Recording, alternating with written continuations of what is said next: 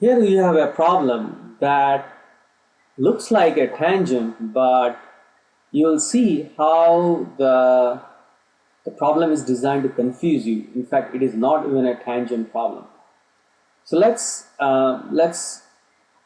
first show what we have here. So what we are given is two circles.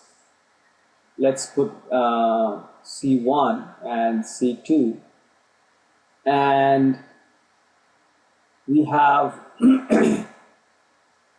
O1A, which is a tangent to the circle C2, and O2A, which is the tangent to the circle C1. Now here we have a common area.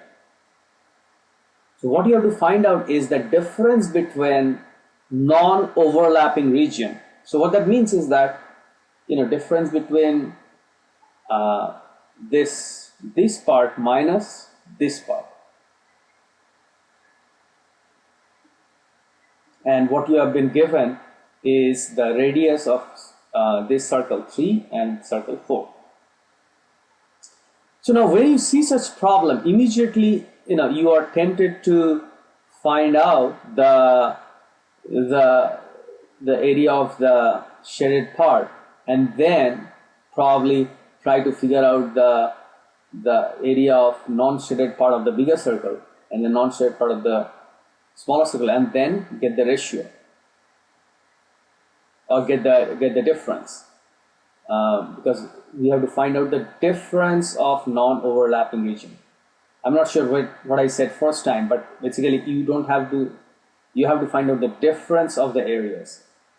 So now, that's probably a lot of people would like to do. As soon as they find such problem, then they see the tangent, and immediately they try to probably join this and then try to somehow figure out the area of this.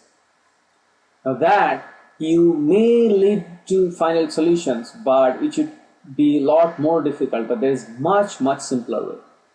So again, as we have seen in any problems, what I suggest you do is that first just write what you have been given, and then write what you have been asked to do, and then try to see if you can simplify this. So let's put the circle. Let's put R1 equals 3, R2 equals 4. And we have to find out the area. So let's say area A1 is area of C1, which is a smaller circle. Area A2 equals area of C2. So to find out the difference of the non-overlapping region, what you have to do is that, let's see what is the difference of non-overlapping region. So let's say this is the area of this one is X. Area of shaded part X. So then for the bigger circle, so what you have to ask is the difference of non-overlapping region. So which is, let's say, let me put in a different color. So what is the area of this part? So this is the non-overlapping part of bigger circle, right?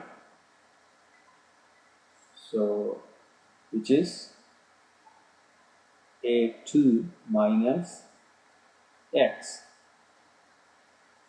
And let's say what is the area of non-overlapping part of this circle, which is this part, right? Which is again minus A1 minus X. So now look at carefully. Isn't that what you're supposed to find out? Find out the difference of non-overlapping region. So which is this. So what that leads to is A2 minus X minus A1 minus plus X, which leads to A2 minus A1. Now look at it carefully. The difference of non-overlapping region is simply the difference of just these two circles. So we really do not have to find out the shaded region at all. So area of A2 minus A1, which is pi into R2 square. Okay, let me just simplify it. Pi R2 square minus pi R1 square. That equals to pi times R2 square is R2 is 4 pi 4 square minus 3 square equal to pi times 4 2 square is 16, 3 square is 9, which is 7, that is 7 pi. So 7 pi is equal to, if you just want to further simplify, 7 times 22 by 7, 22 square inch, whatever is the dimension. So now let's look at the problem again. We have been told to find out the area of the non-shaded region, and what it leads to is that by just simply writing down what we have been asked to find out, we are able to determine that we really do not have to calculate the area of shaded part.